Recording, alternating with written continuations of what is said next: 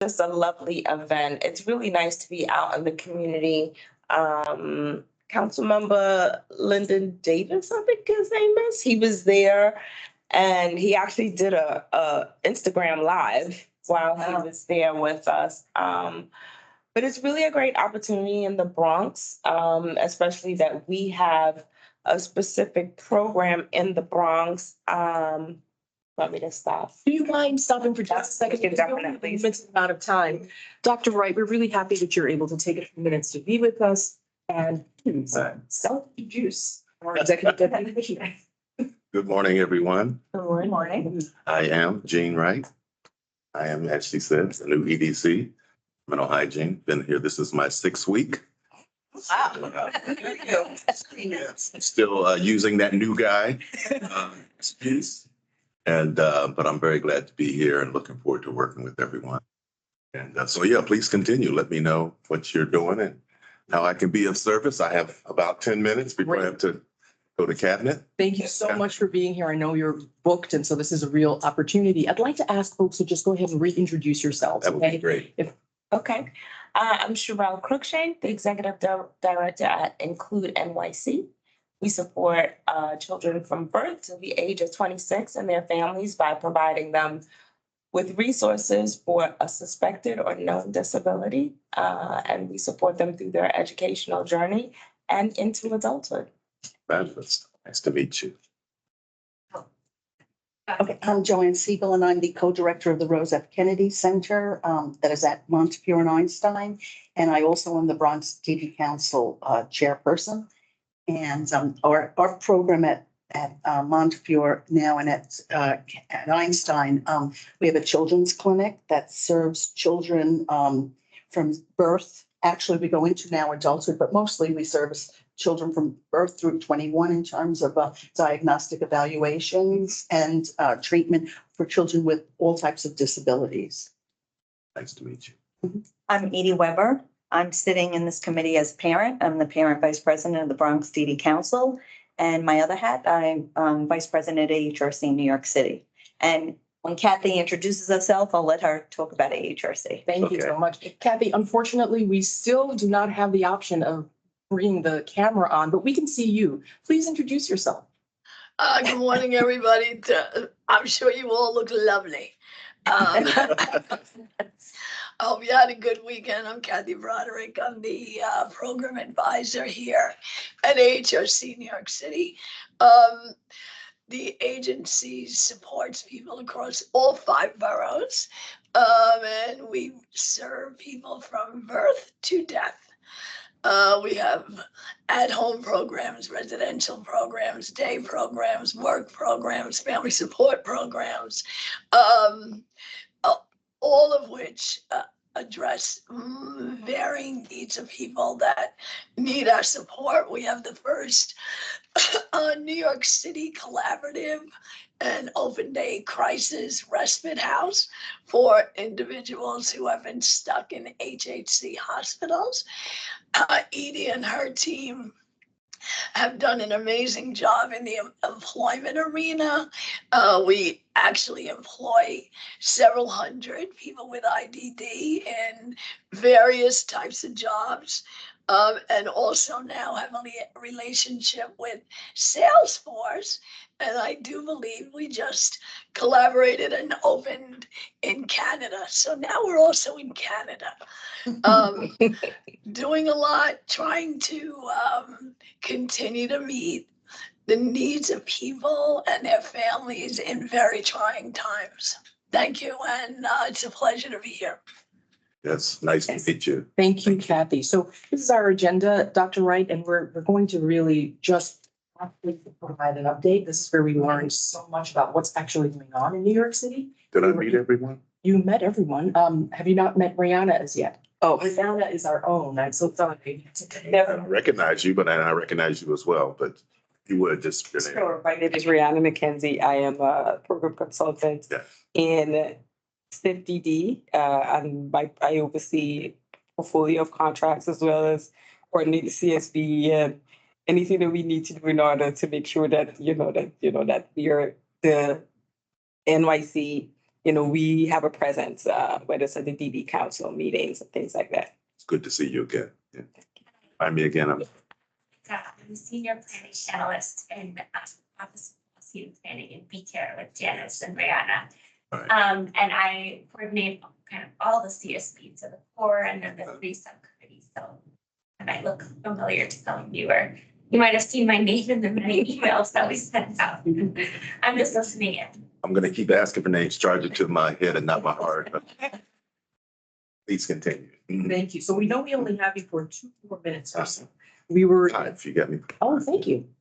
Okay. We were just getting updates, and that's where we learn a lot about what's actually going on. And we were learning about a wonderful event that took place this weekend. Outdoors for Autism, which we host every year. We had over 700 people pass through in Mullally Park, which is actually an autism-friendly park in the Bronx, which is why we have it there. And it's a great opportunity to really bring families together, to have them feel some love and just enjoy the day while they get a set of resources from the vendors that we have there. So it was a great day. When you say autism friendly, say more.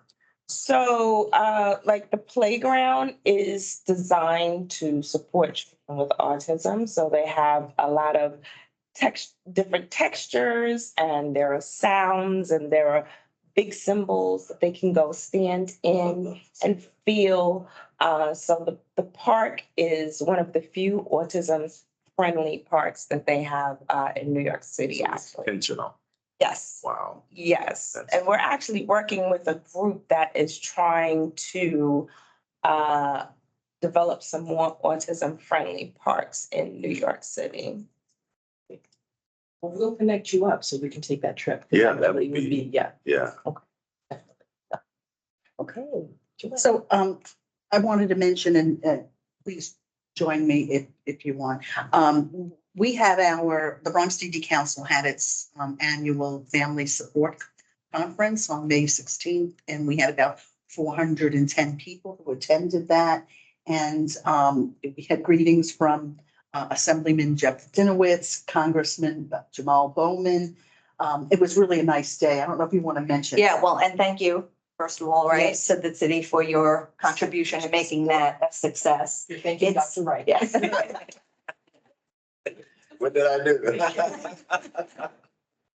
So on an annual basis, we actually offer your budget, Mhm. some discretionary funds to. Oh, I gave money. Yeah, yeah. Fabulous. Okay.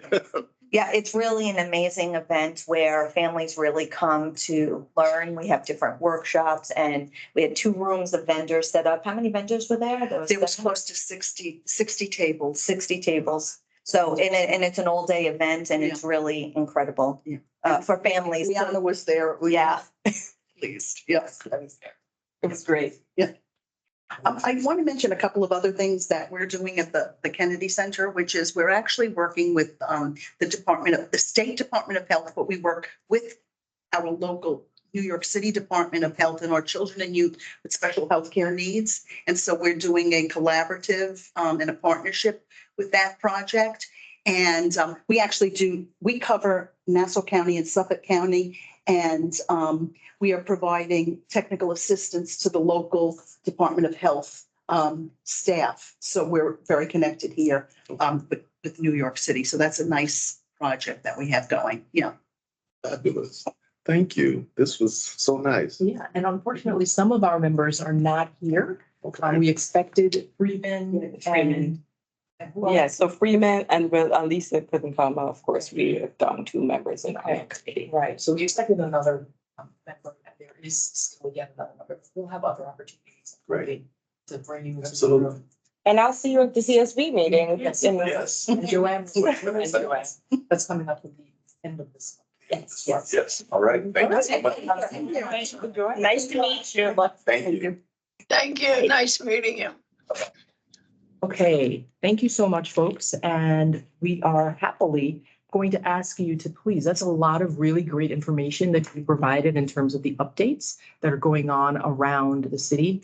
Please send Rihanna just a quick blurb, because I really would like to put that into, Dr. Wright was listening and I'm certain attentive, but there are some outcomes that might be able to be, sort of managed through giving him specifics.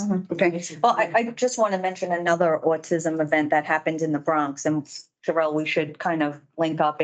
It's actually a group of parents who have children that were just diagnosed, and they did a fundraiser because there's a lot of families in the Bronx that really need to be educated and actually need some sensory equipment for their children that they cannot afford and are unaware of. So we had this first annual event where the community in the Northeast Bronx, people donated food and bouncy castles, a clown for the families, and it was a really great family day. There was probably about 100 people, believe it or not. In the Throgneck section of the Bronx, there's a yacht club there that donated the space. There was food, and it was a really great family day, and it was inclusive of the community. So you had children with autism and other children really playing together and families meeting. And I set up a table there to kind of pass along information to families. Yeah. So and they were unaware of the service system that's out there, right? So the children are young, 3, 4, 5 years old, just being diagnosed and really not aware of the service system or support groups even. Yeah. So they were trying to form their own and do this to raise money to help the families that are struggling. So glad you were connected to that. It's great. Yeah. And I don't know if there's a way that you can connect me with someone that I can share, includes information. Absolutely. That's what we do. We connect families to services. Right. Was that, Let was them know that what's out there. Genesis? So No, it was a There's a mom. lot of grassroots Yeah. groups, the mothers Yeah. that are looking for services. And I was actually going to mention this as an issue. And the issue is my concern for children, in particular, very young children as well. Because many of our families are not getting early intervention services. That is a major problem in our area in terms of the Bronx. It also isn't, I shouldn't even say that. And I will send you, I just received a report from the Office of Special Education Programs, the United States Office of Special Education Programs, and it just came out, and it's about New York State, and it's of quite concern for children and what's happening to children. I'd say across the board, but I know if these families are not connected because of early intervention, not really, the model itself is problematic in a time when there's workforce crisis. So there's not enough staff to go into people's homes. Families are on waiting lists. And so they're not being connected at all. That's what happens. Then by 3 years of age, when this preschool programs kick in, the school, adapts in the Bronx, Beverly Ellman, who runs that program, says she's never seen children with no remediation coming to her program, Wow. condition that they're coming in, because they're at, socializing at a very much immature level than a 3-year-old. So they have to there's no socialization going on. Right. And that's a big deal. And so I will send you that report because it's quite eye-opening. Yeah, I'm sure that must be still a backlash from COVID. Oh, COVID only made things worse. I mean, their staffing is a major issue. But during COVID, then our area, people either the staff didn't want to, I'm talking about early intervention staff. They didn't have enough staff to go in. They didn't want to go in alone. Families maybe didn't want, it's like a complicated problem. There are some families that want in-home. There are other families that really prefer not to have that, but to have center-based type of services. So, but I want to mention, that's the one thing that I wanted to mention today in terms of service needs, and that's for the children in particular, the younger children. Right. It is the younger children, and the feedback there's a lot of behavioral challenges, and the parents do not know how to handle it. And interesting enough, there was a a former student of Columbia who came to the event because he saw it advertised on Facebook. He joined the group and he's developing an app to help parents deal with behavior challenges and what to do. So that was interesting too. I got his information.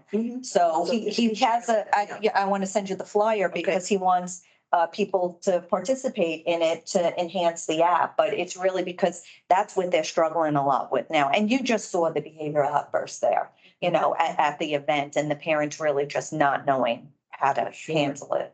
We get a lot of calls around, a lot more calls around younger children and behavioral issues that the parents are struggling with.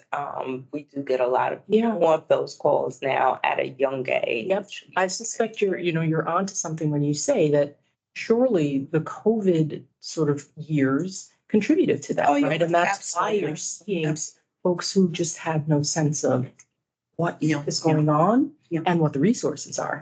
Yeah. Children without disabilities For struggle with younger children with disabilities that were born during COVID struggle with their socialization skills because they did not have any socialization. My grandson was born 2 months before the pandemic hit. So he spent a year and a half in the house with just us. So taking him out around people, like standing between his mom's legs, he doesn't want people to touch him. He's not used to being around people. I mean, it's different now. He's in school, but it was a struggle at first.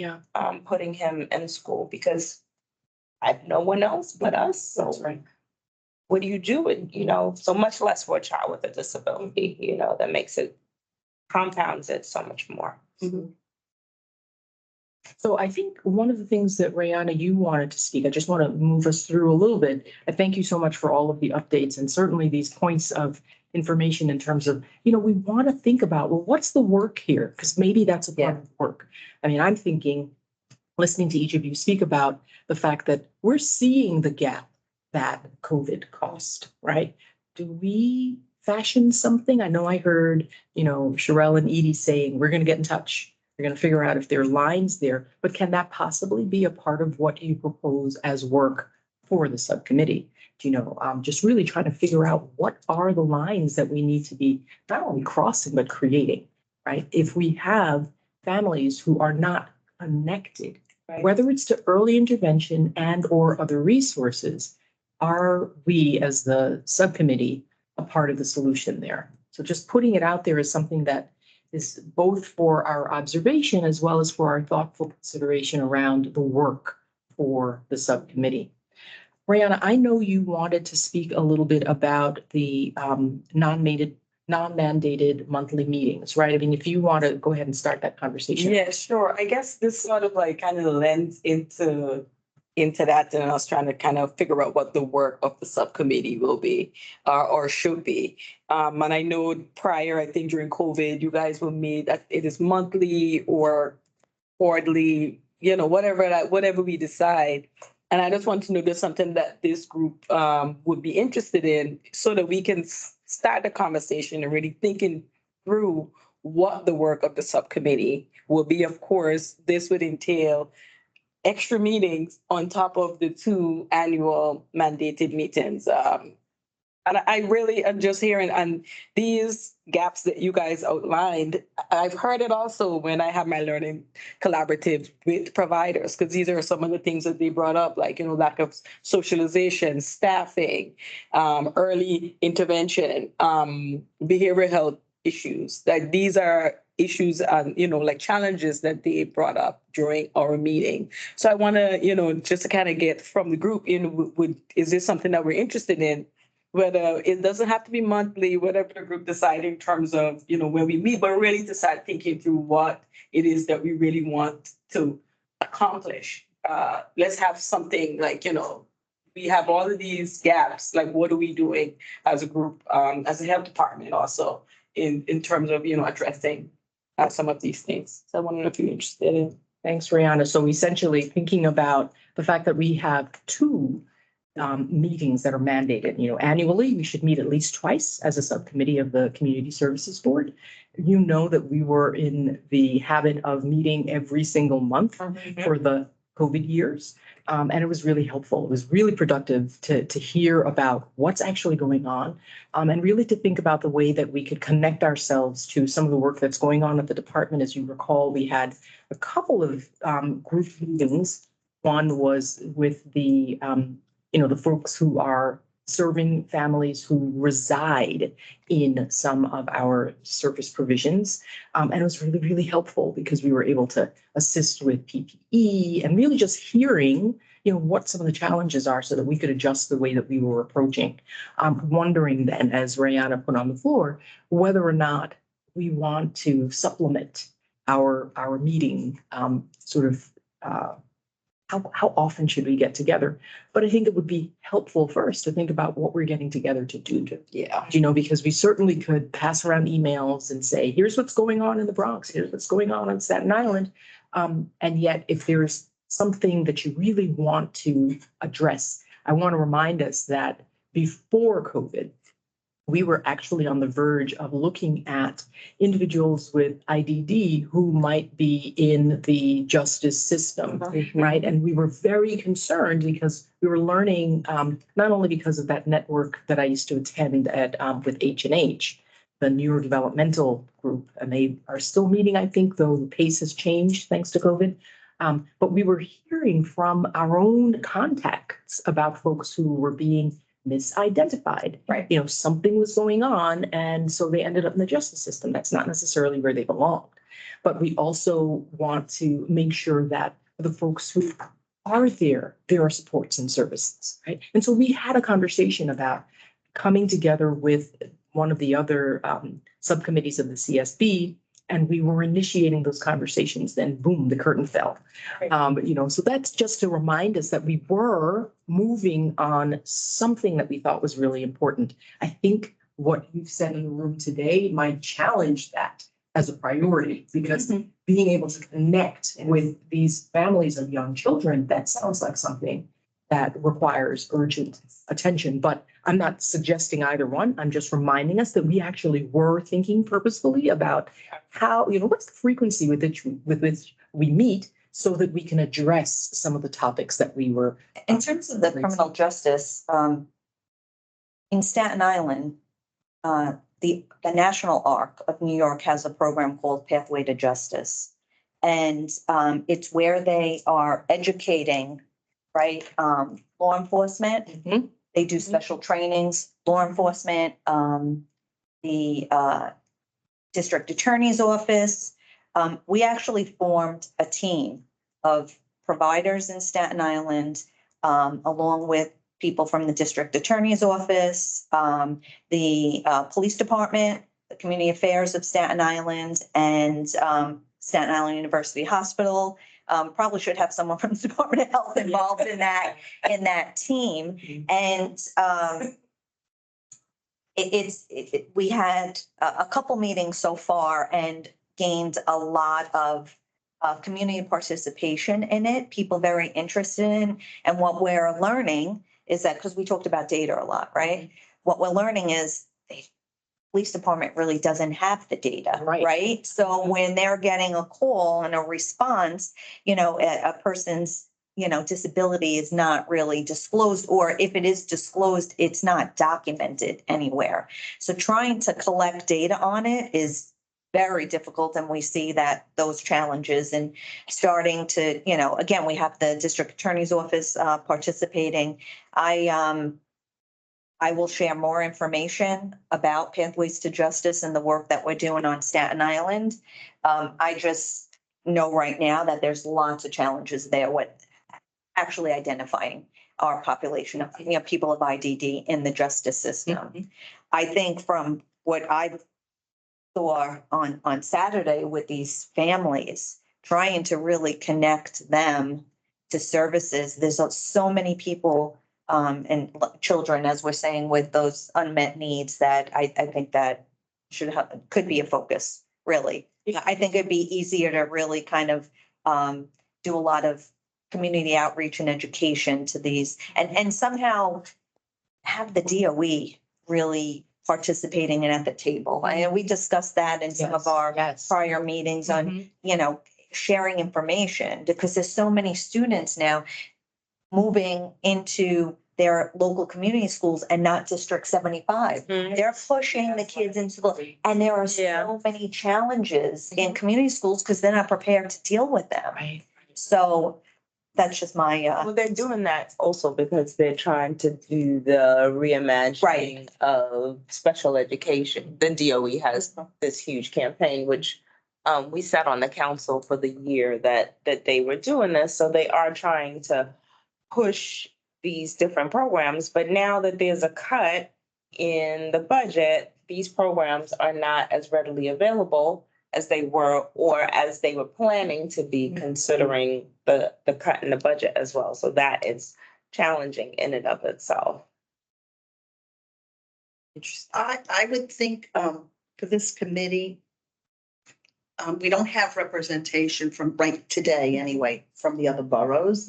But I'm thinking that if there is some type of effort for children, let's say, that talking about coordinating it so that we do a legislative breakfast and we coordinate that on a borough, the 5 boroughs get together along with all of the providers and, family members. Something like that might be beneficial to do it on the same day so that people know if there's an event, a resource event, let's say, that there would be wide publicity for it, because I didn't even know something in the Bronx was happening, for instance. Yours, nor yours. right. And so that coordination of information and dissemination of information is really key. And if you target one day, then it's like, let's all work together. We'll all get the resources so that in Staten Island, you can have the resources that are available for that borough. Brooklyn has a pretty active now, chair, Brian, he sends out a lot of. He does. And so I'm thinking of all of the boroughs could be doing something the same day. And whether it be, well, it would probably be now that COVID's gone, in person is very good in the summertime, or, as the weather gets better. We do our annual family support always in May. So May and June are tough months because things are being planned, but like graduations and things like that. Kids are getting out of Getting out of school. So, but early September or like a couple of weeks into the school year, might be a good opportunity. The weather's still very good, but what I'm just suggesting is that maybe it'd be like a campaign, okay?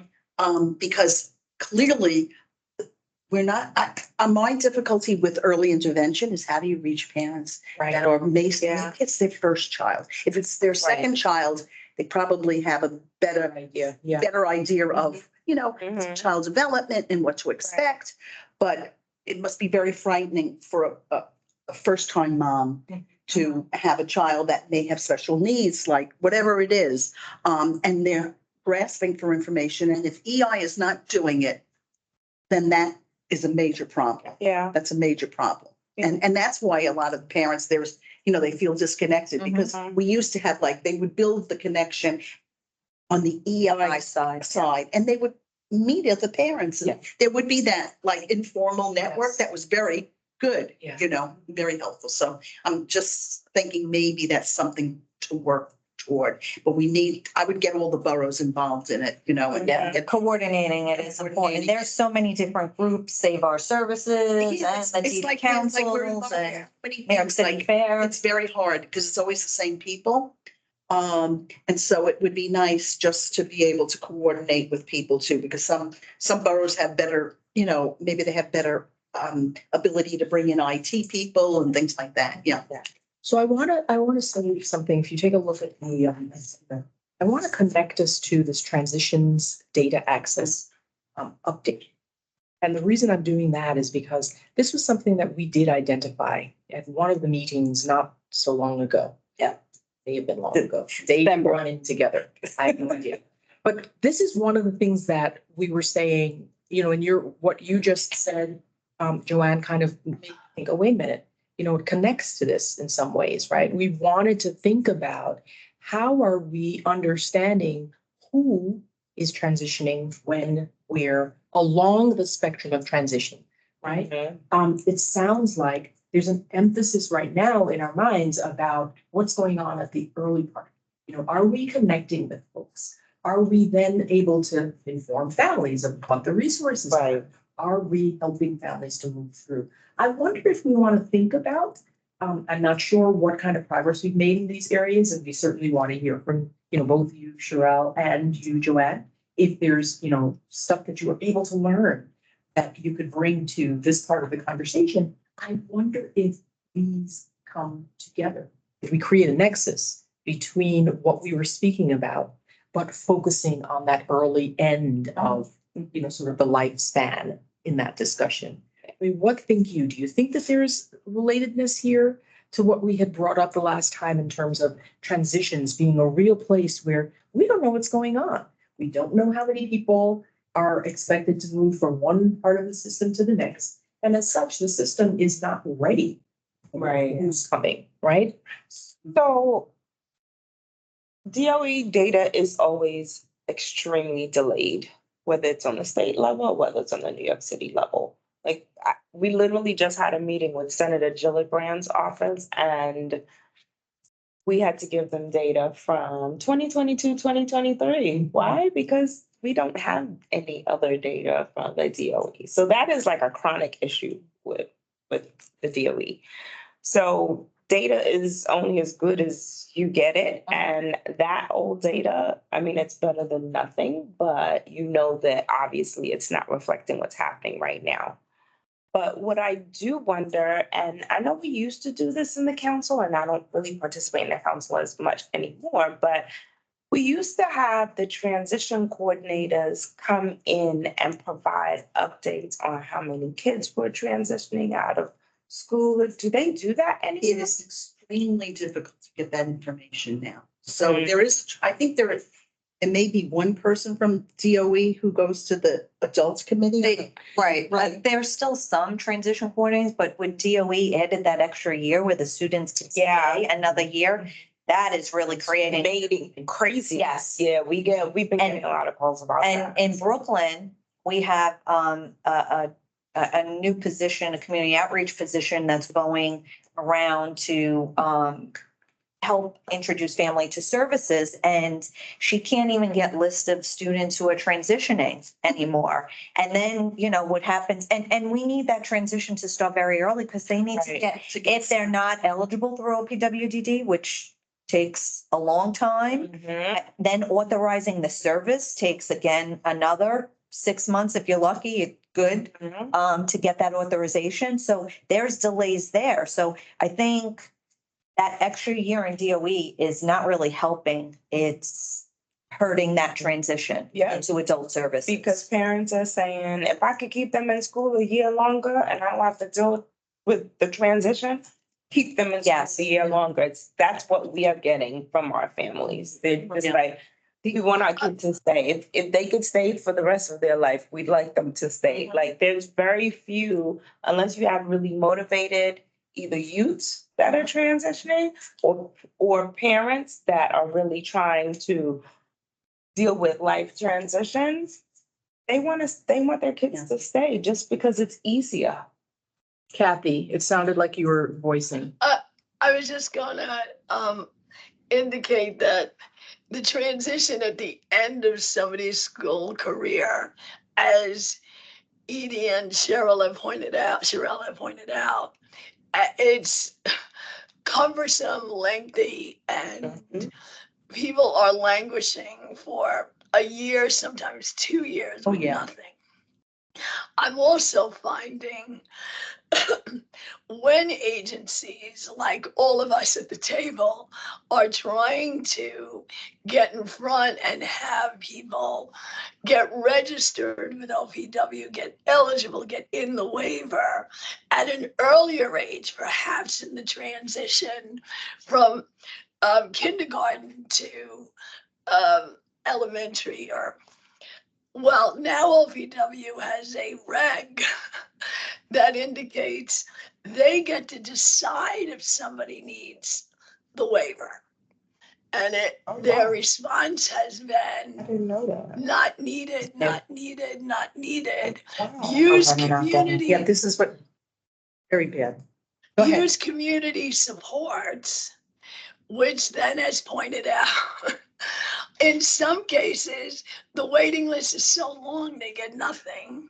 Or, and family support services have been really curtailed as well. So these poor families, and whether you start early, you start late, it's just not a smooth transitional process at all.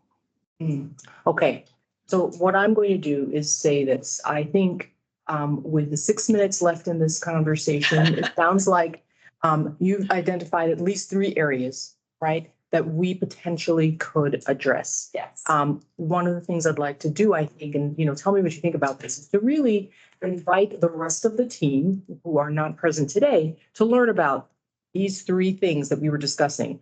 Are we going to go back, for example, to look at justice and figure out how to make sure that, that program that you mentioned, Edie, wow. Yeah, they create, Really it's a disability response team It's- within the community that assists law That enforcement. that's a big exclamation mark. It's incredible. I'd love to hear more about Yeah, that. I'll send you Learn the about it. information.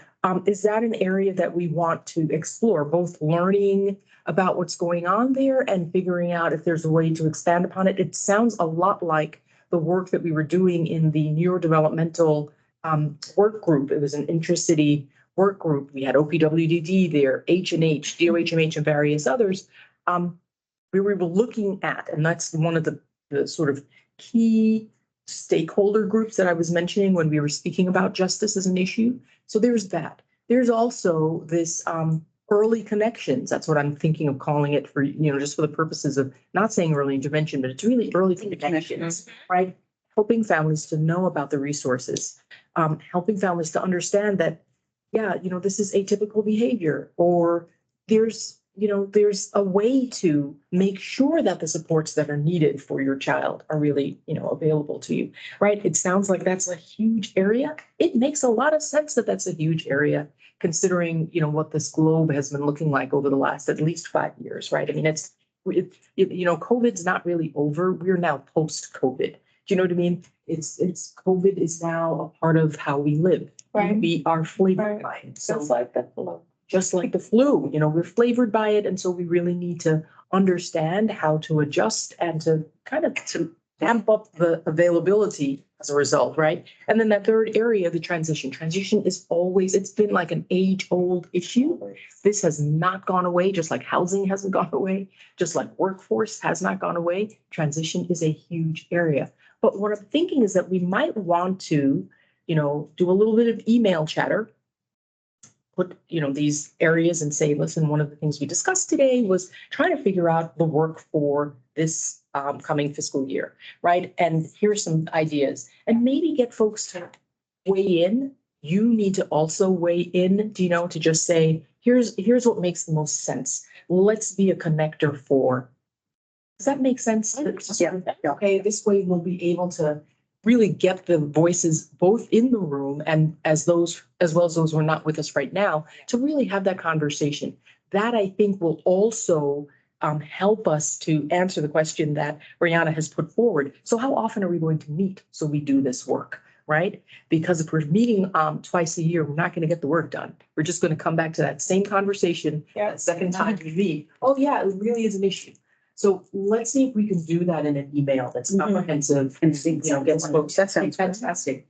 Then I want to ask us to spend just a few minutes. I know, Rihanna, you have another item you wanted to speak about, the vacancy. Yes, it's just one I'm only gonna need 30 seconds.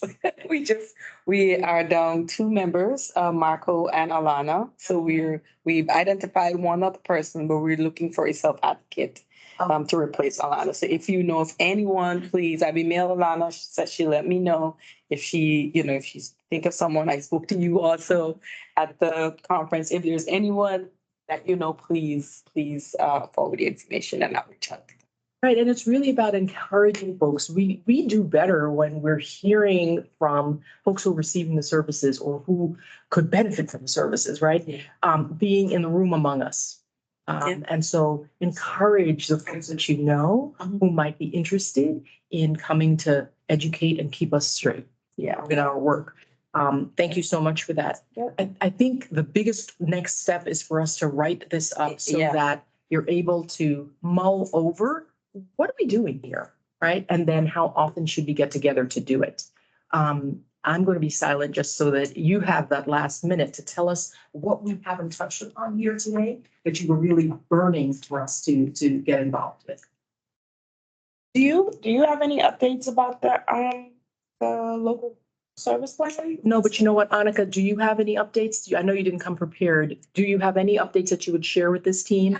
Yeah, so I think we just sent it out to all the board members on Friday, so both of you should have received it. And if you could review it before our next meeting, which is June 27th, that would be great.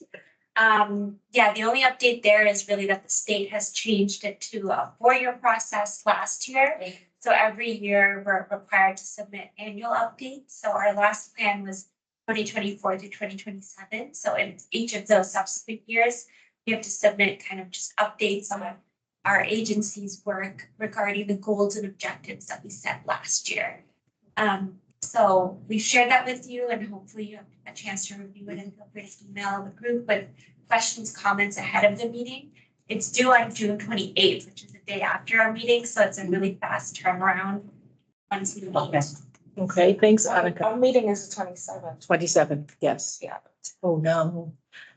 Sorry. Just send an email out, please, you know, and we'll figure it out. I just thought about that. Yeah, I think. I think I emailed you. That's it.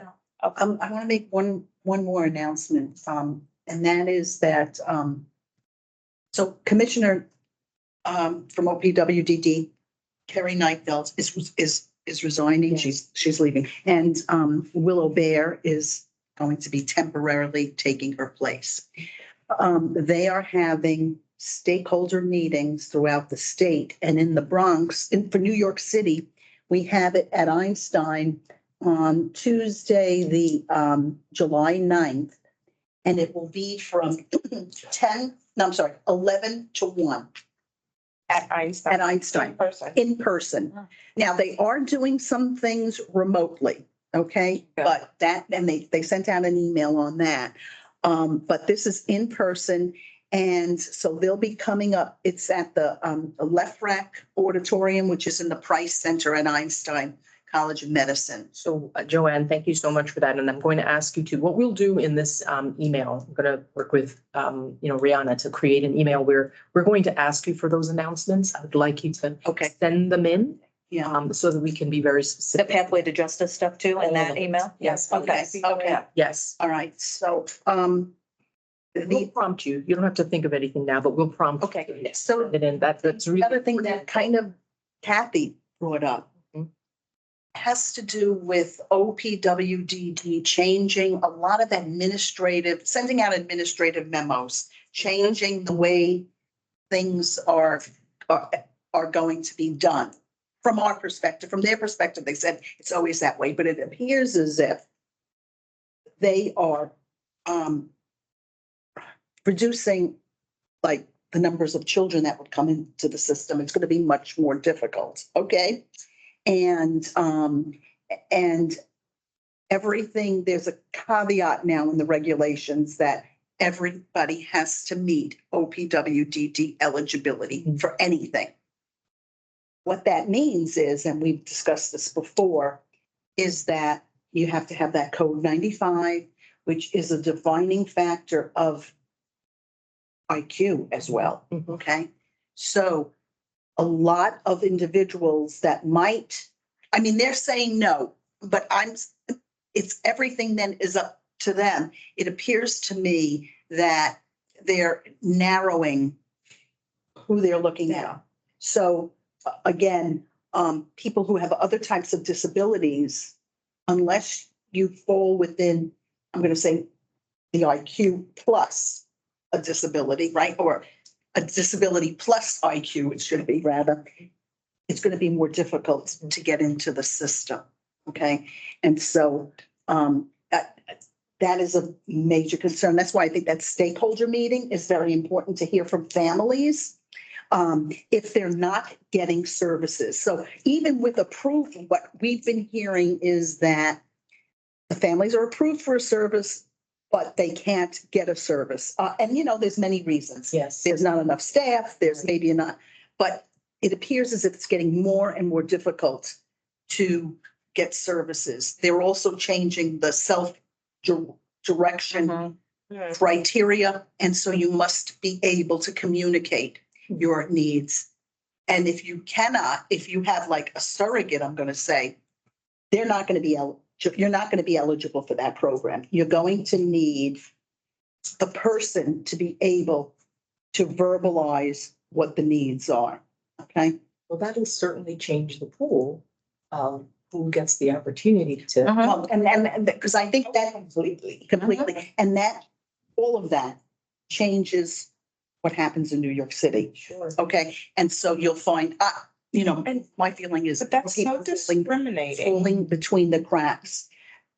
That's so discriminating. Well, Is that something, do we see any trends? Like, is that, across the nation? Are we seeing? I think it's across the nation personally. And when I give you, I'll give you Send me that other, very interesting. but I hear it's because Medicaid funding is being limited at a federal level. So the states have to decide Figure out how. are we going to manage? Then again, the only way that they manage is through the budget. Yeah. And so if you constrict your budget, you reduce services, somebody has to suffer. But then, you end up with so many more children without services That and end of the spectrum, and- there's going to be more needs. Yes. And more needy. and that's gonna lead to more children in the criminal justice system. More children that are not moving past high school and not receiving services. And also needing, and again, there's no amelioration of their disability because they haven't had the intervention Right. along the whole Oh, spectrum. right. So it's really, I think it's problematic. Oh, that's more than problematic. I couldn't agree more, and I think it is the feds and the state. Just let me say it, shoving the IDD population, which is the last group, into managed care. And they don't want specialty managed care providers. They want the routine ones. And that's Right. So it does sound like there's work for us Yeah. in this. And I think we need to meet more regularly. And I- So that. So we do. And then we need to get in downstairs, so we're. I'm so sorry for that. Yes. Very. That was very strange. Well, we've been coming here. I have to say that was definitely the. Yeah. You guys are registered. Yes. Wasn't. But that's able to happened ascertain. Yes, and I had to come down and. It's happened. Yeah, it was the last time we were I here. really appreciate you. Thank you so much. I know we've held you over by 7 minutes, but it's been a very, very productive conversation. I'm glad you had the opportunity to meet right at last time. Or Yes. maybe we can discuss this in the meeting, but since we're having non-mandated meetings, can some of them be virtual? Yeah, absolutely. That would be. Like, Yes. Yes. That was. I understand. And Okay, all right. That would be great. No, not that I don't like. That was the thought. That was, yes. Okay. Thank you, folks. Thank you. Thank you. Thank you. Thank you. I'll see you later. Yeah, later this. Thank you so much. Thanks, Kathy. Thank you. Thank you for coming. We'll see you soon. All right, Kathy, be well. Information about those families because I have such different ways. And I want to get somebody else to, a woman named Genesis. She started her own nonprofit in her school. They're all doing fundraising. Yeah, they were all doing fundraising. And you got to be a little careful too. Yeah, she didn't. I had to jump from my table to go and help them, and they were even recording people coming in and emails and all of that. It's new, and they just wanted to meet, like a play date and come together. But it was an amazing turnout. Yeah. How many- 100 people. That's a lot of 100 people. And she was with school. Yeah, that's okay. The seat doesn't even, it's not. And you can have those announcements. What I think is great is following, and also you. Take care. So now they're challenging. Well, sure. Thank you. Take a rally, a sweater. Where's your sweater? Oh, okay. Oh, Right. yes. Thank you. You would have noticed it as soon as you got outside. I know, I would have, right? Stay well. Good to see you. Yeah. Just create another sort of column Yes. and put in bullets, like Put the bullet. Yeah, I of bullet. of each of these things that we discussed. But before you send it out, you'll want to reach these folks individually. and say, Okay, I understand. Please give me the details. I want to put it in the, and then Okay, you're. so I will do that. I think we have a transcript here. Oh, I believe so, okay. but don't ask me how to get, okay, so we could Stop transcription, because now it's listening to us. Okay, so Stop recording. stop recording. Yes. Yeah.